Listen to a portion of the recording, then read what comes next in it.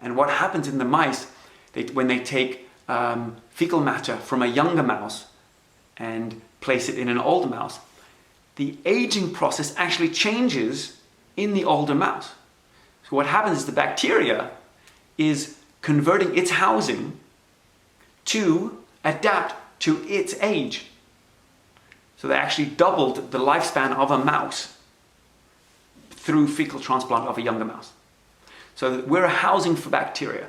So we want that microbiome's really, really strong. And so fermented food is really good for that. Other things, that you've probably heard about now, elderberry is fantastic for boosting the immune system.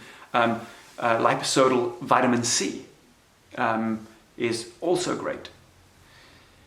So it is important to supplement with these, herbs and nutrition, but don't tax the system. That's equally as important as supplementing, as boosting it. I'm going to check out a question here.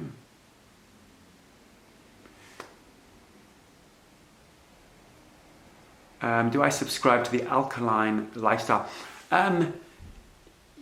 I believe there's not one sort of philosophy that I believe in. I believe in putting the body into these, through these diet or nutrition plans, and letting the body adapt to them and then switching it. I also believe that our bodies are very, very intelligent, more so than we can understand yet. And we're studying it constantly. Also, nature is very intelligent. And we are designed, we grew out of this planet. So the more you can get in tune with nature, the healthier you're going to be. So any of those special diets, they might be correcting for what how our civilization has taken us away from our natural way of living. But I don't think our bodies made any mistakes. And I don't know we have the intelligence to improve on them yet. I think we know there are healthy things we can do, but I don't think there's a certain way that we have to do it in order to be healthy or to optimize ourselves. So I understand the alkalinity of the body and the acidity of the body, but if you think about it, it's probably things that you're doing that are making your body more acidic than it should be. Do I think supplements can assist in supporting the immune system? And if so, which ones? I do. In my company, the way we recommend supplementation with vitamins is we test blood. And if you're deficient, we don't just replace the deficiency. We look at what part of the body, what system in the body should be producing that. And then we supplement that. So the body can start alleviating it itself. So I do believe in supplementation sometimes. I prefer getting supplements from herbs and from your food. Yes, our food has diminished in quality over the last 40 years or so because of the soil quality is diminished, so we're not getting as many vitamins. So that's why I would maybe suggest to supplement. And there are the vitamin A complex, the B complex, I think are really, really important. If you're not vegan, fish oils, I think are very healthy. You can get a lot of omegas from coconut. If you eat eggs, there's a lot in eggs. And I think if you can get a very well-rounded diet that doesn't include a lot of unhealthy foods that suppress your immune system, I think that's almost enough. I think herbs are very, very powerful. I think it's something like 70% or something of our Western medicine is based on these herbal remedies from the Amazon. And so when I'm there, they perform all kinds of things on me and I test everything. And their medicine, one interesting fact about their medicine is that it doesn't feel or taste good, which I don't think it should. We sugarcoat our pills, and so we really enjoy taking them, and then often we get addicted to them. So that's one difference in the Amazon. But there are some very powerful medicines that they do.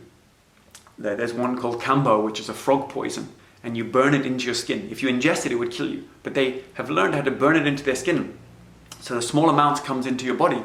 And what it does is your brain, the peptides in your brain, the peptides released in your brain, make your brain think you're dying. So it thinks you're being poisoned, which you have, but just a very small amount. So what the body does, it goes through each organ and wrings it out and purges anything that could possibly be harming you. And so it does a complete flush immune system. And it's horrible to go through because you're projectile vomiting for about 20 to 40 minutes. And then you come out of it and you feel like a superhero because you're stronger. So that's their preventative medicine. But also they're eating certain plants and certain herbs that over time will boost your immune system. If you take herbal remedies, they're not going to fix you in a day, or you're not going to feel a sudden shift. But over a year of taking them, you're going to have a profound difference. Let's hop to another question. The best supplements for treating anxiety.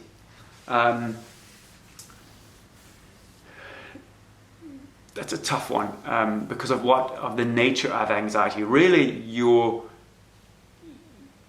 it's not the anxiety are the neurotransmitters and hormones that the body's released because of fear. So you don't want something to block them, which often medication, what it does is a neurotransmitter blocker. So your body stops releasing it.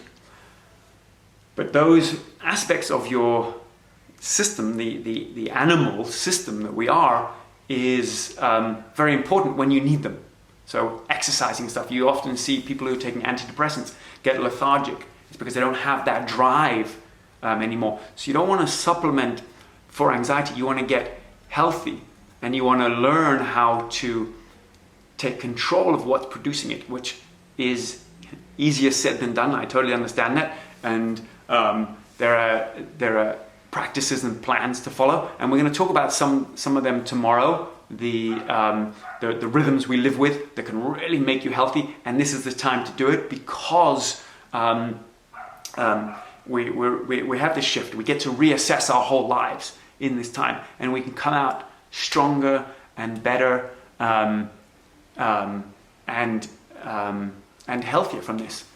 Here's someone with a Cohen, what's up, mate? Meditation and sleep. Yes, I talked about that. Very, very important.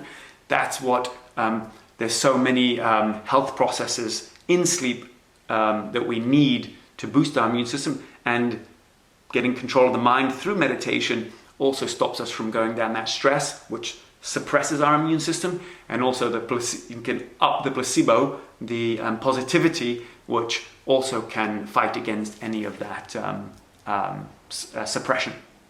So DM me with any specific questions. I'll get to them. As much as I can. And tomorrow we're going to talk about these rhythms that you live in, and that if you just get into these cycles, into these routines and rhythms, you don't need to worry about other things. It's when you take it away from these healthy rhythms that it becomes a problem, and we can understand why we get taken away from those healthy rhythms.